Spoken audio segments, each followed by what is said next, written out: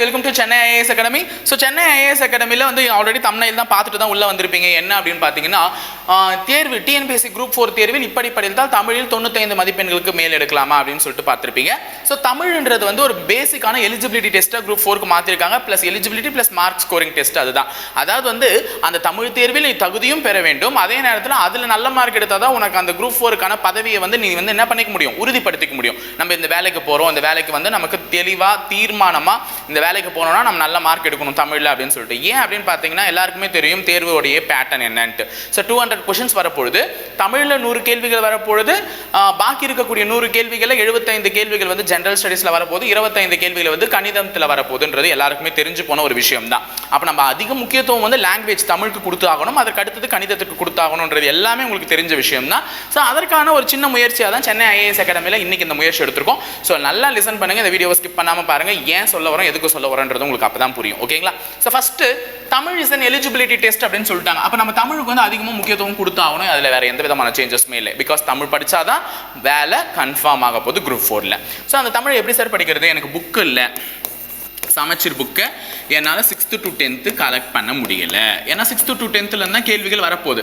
அந்த 6th to 10th என்னால் collect பண்ண முடியல. ஸோ நான் அதனால் எப்படி சார் படிக்கிறது தமிழ் அப்படின்னு சொல்லிட்டு நிறைய பேர் ஆதங்கப்பட்டு இருக்கீங்க.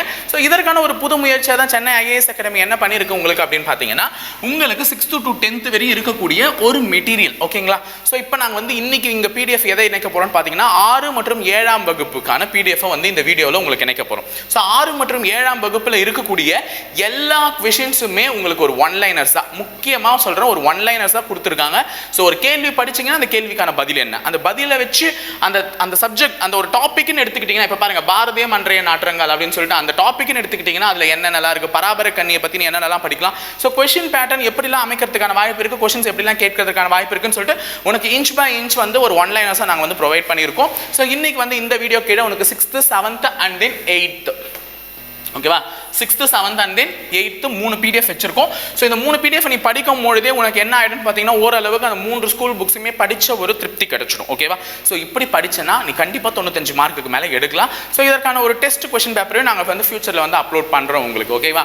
ஸோ நீ இதை வந்து இப்போதைக்கு படிக்க ஸ்டார்ட் பண்ணிவிடு. ஏன்னா நம்ம வந்து இன்னும் காலத்தை கடத்திக்கிட்டு போனால் ஒன்றுமே வந்து நமக்கு என்ன இருக்காது, லாபமே இருக்காது. ஸோ படிக்க இப்போயே ஸ்டார்ட் பண்ணால் தான் நம்மளால் ஈஸியாக வந்து மார்க்கை ஸ்கோர் பண்ணிட்டு போக முடியும். ஸோ 6th, 7th இருக்குது. ஸோ அடுத்தது வந்து 8th பிடிஎஃப் வைக்க போகிறோம். ஸோ 8th இன்னைக்கு வச்சுடுவோம். ஸோ இந்த 2 பிடிஎஃபையும் நீ ரெஃபர் பண்ணி படிக்கும் போது ஈஸியாக நீ மார்க்கை ஸ்கோர் பண்ணிவிட்டு தமிழில் 95 மார்க் எடுத்ததுக்கு உங்கள் அகாடமி தான் காரணம்னு எங்களையும் நீங்கள் வந்து சொல்கிற அளவுக்கு வந்து கரெக்டாக இருக்கும் நாங்கள் நம்புகிறோம். ஸோ ரெகுலராக ஃபாலோ பண்ணிட்டே வாங்க. இது போல் பல வீடியோஸ் வந்து உங்களுக்கு தொடர்ந்து வந்துகிட்டே இருக்கும். பல யூனிட்ஸ் எப்படி படிக்கலாம், அதுக்கப்புறமா ஜியோகிராஃபி, இந்த மாதிரி நிறைய சப்ஜெக்ட்லாம் இருக்கலாம், ஜிஎஸ்ல எல்லாமே எப்படி படிக்கலாம், மேக்ஸ் முதல்ல ஸ்பெஷலாக மேக்ஸ் எப்படிலாம் வந்து கொஷின்ஸ் கேட்பாங்க, எப்படிலாம் அமைக்கலாம் அப்படின்ற பற்றி மொத்தமாக இருக்க போது.